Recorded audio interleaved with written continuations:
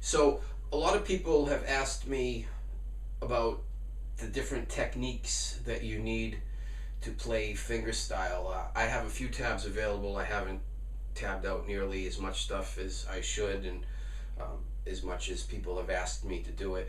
But even that, when you're playing, if you're contemplating picking up and doing this fingerstyle type of stuff, you can get good tabs. If you can get good tabs, and even if you can get good tabs, that really doesn't address half of the issue. And the other half of the issue is the right hand technique. If you're a rock player that's kind of venturing over into this fingerstyle stuff, you may be able to grasp some of the left hand stuff pretty quickly, but this right hand stuff is going to be pretty foreign because you've got to ditch the pick, and that's really, it's a whole new ball of wax for a lot of people. So I'm going to just describe how I do it, and hopefully that'll help you out. I do have some tabs of these exercises available that you can just email me. There's a link. My email address is in the description, and you could just email me and tell me you want those right hand exercise tabs, and I'll send them over for free. So the technique I use is really the same technique that they teach classical students, and that's really how I learned as a classical student at the age of 9. They don't teach you how to use a pick. They teach you to use what they call the PIMA method, or the P-I-M-A. I think those are abbreviations for the Spanish names for your fingers, P-I-M-A. Doesn't matter that you remember that. The basic rule of thumb, funny how thumb, is that the thumb is going to take care of the bottom 3 strings. Just like that. The first finger is going to do the 3rd string. And you're going to pluck that in an upward manner towards your face. The 2nd string is going to be taken care of by the 2nd or middle finger. And the 1st string is done by the 3rd finger. So your thumb takes the bottom 3, and then you do. That's it in a nutshell. There are exceptions, like everything, but your best bet is really to get a good grip on doing this stuff this way, and it will help you tremendously. Because, with fingerstyle, you're not playing just one line. You're having some bass notes, and you have melody notes on top of it. So you need to be able to do 2, 3, and 4 different things at once, which is just completely impossible with a pick. So ditch the pick for this stuff anyway. So the 3 exercises that I'm going to have 4 exercises, and I'm going to show you, were from the classical book that I was taught from. And all you really need to know to do these well is a C chord and a G7th chord. If you're not familiar with those, it's tabbed out in the tabs, so get the tabs and do that. But the focus is on the right hand, so this left hand stuff, really we want it to be really simple. You don't want to have to be thinking, what am I doing with the left hand? I got to do this new stuff with the right hand. Too many moving parts. C chord, G7th chord, we're going to end with a C chord. The exercise itself, again, focusing on the right hand, we're going to play the notes of those chords individually. We're not strumming the chord all at once. We're going to play the notes like that. So the first exercise, they're little 4-note phrases. You're going to play the 5th string, and then you're going to play the 3rd string, the 2nd string, and the 1st string. Just like that, in a row.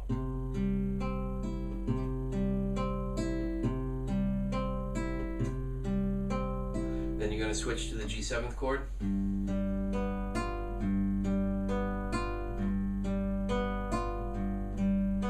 Repeat the whole thing.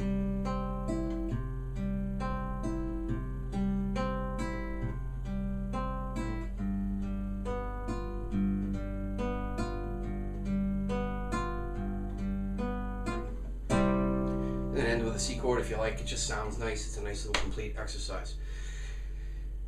Speed will come. Speed is not the focus, or shouldn't be the focus in this stuff. The focus at this point is to do it steady. If you have to go slow, That's cool. That's perfectly cool. You don't want to go faster than you can and just be, and it's sounding like you're falling down a flight of stairs. It's not really, it's like any technique. Start slow and be meticulous in executing it right, and speed will come. I guarantee you speed will come. So that's exercise 1. Exercise 2, you'll probably guess pretty quickly that these are all pretty much logical after that. Exercise 2, you're going to do the opposite in a way. You're going to hit the bass note, the 5th string first, but then instead of going 1, 2, 3, you're going to go 3, 2, 1.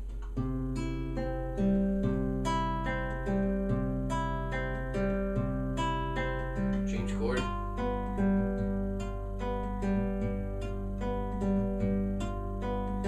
Repeat the whole thing.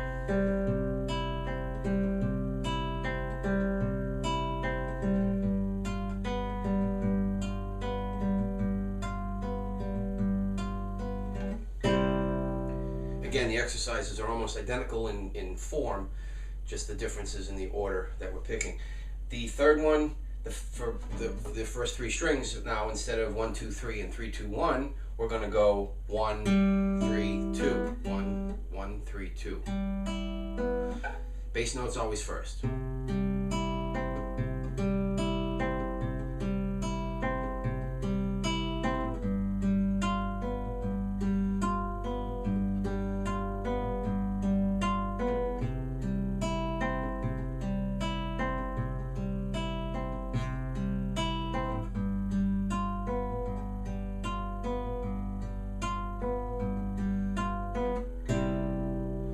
The fourth one is 3, 1, 2.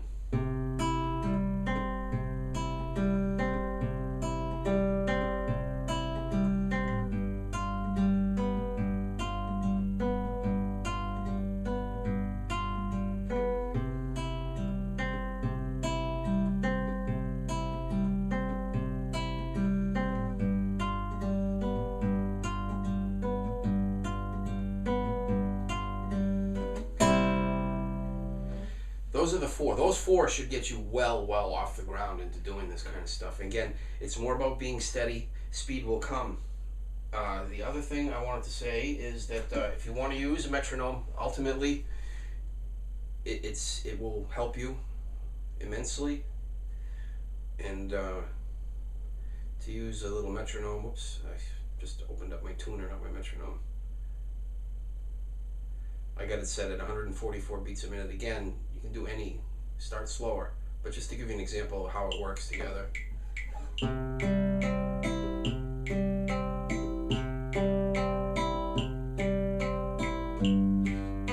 You're putting a note right on every click, nice and steady.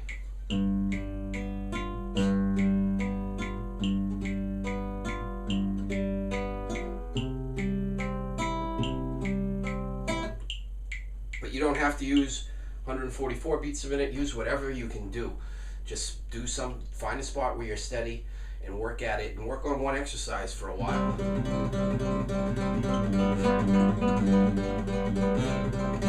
You'll get to a point after doing it a bunch of times in a row that you're not thinking about, what am I doing? 1, 2, 3, 1, 2, 3.